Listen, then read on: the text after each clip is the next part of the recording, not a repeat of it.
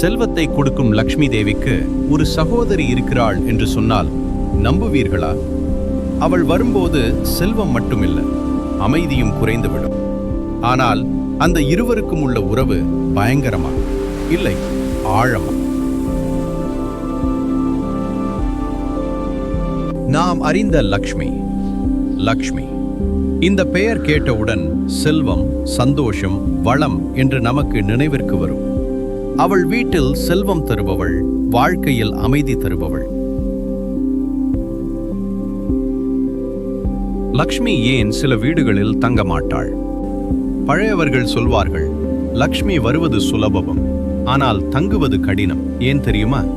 ஒரு வீட்டில் சண்டை அதிகமாக இருந்தால், பொய் பேசப்பட்டால், மற்றவரை இகழ்ந்தால், அந்த இடத்தில் செல்வம் இருந்தாலும் அமைதி இருக்காது. அதனால் லக்ஷ்மி அமைதியுள்ள இடத்தில்தான் தங்குவாள்.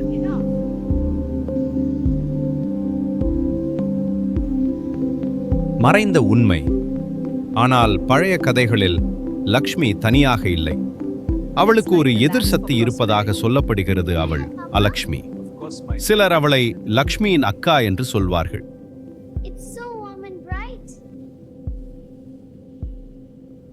அலக்ஷ்மி எப்போது வருவாள்?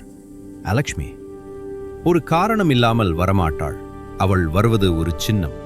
ஒரு வீட்டில் அலட்சியம், சுத்தமின்மை, கோபம் இவை அதிகமானால் அந்த சூழ்நிலைதான் அவளை அழைக்கும்.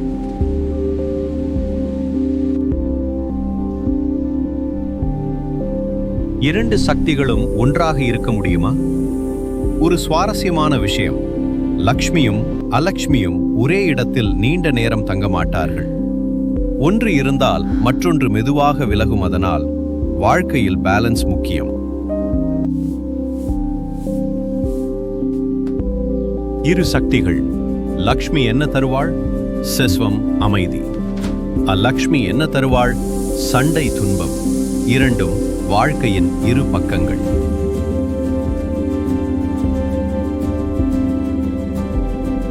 பழைய கால வழக்கங்கள் பின்னால் உள்ள ரகசியம். பழைய காலத்தில் சில பழக்கங்கள் இருந்தது.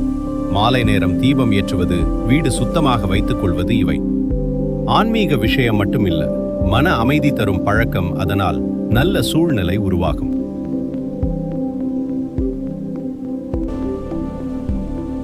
உறவு நல்லதா கெட்டதா? இந்த இரண்டு சக்திகளும் ஒன்றுக்கொன்று எதிரி அல்ல, ஒன்றை ஒன்று பூர்த்தி செய்பவர்கள். ஒளி இருந்தால் நிழல் இருக்கும் போல.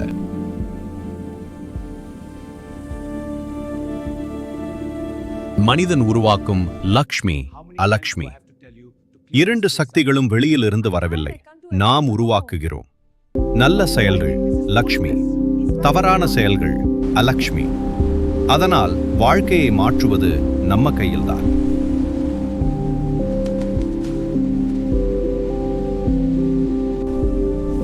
அரிதாக அறியப்படும் உண்மை. ஒரு வீட்டில் லக்ஷ்மி வர வேண்டுமா அப்படின்னா அலக்ஷ்மி தங்கி இருக்கக்கூடாது. அதனால் பழையவர்கள் சொல்வார்கள், சுத்தம், நல்ல வார்த்தை, அமைதி.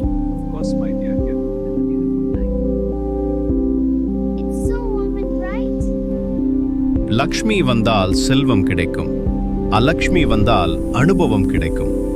இரண்டும் சேர்ந்துதான் மனிதன் முழுமை அடைவான்.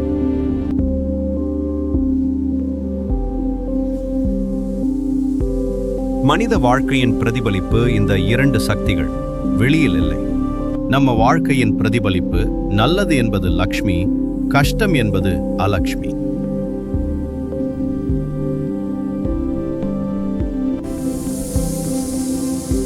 மனநிலை ரகசியம்.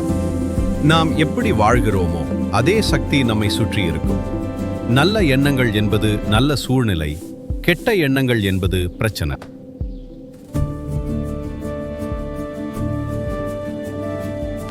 லக்ஷ்மியும் அலக்ஷ்மியும் எதிரிகள் அல்ல, வாழ்க்கையின் இரு உண்மைகள். இரண்டும் சேர்ந்துதான் ஒரு வாழ்க்கை முழுமை அடையும்.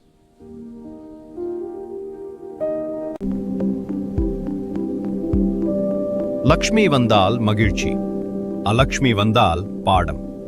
இரண்டும் சேர்ந்துதான் வாழ்க்கை.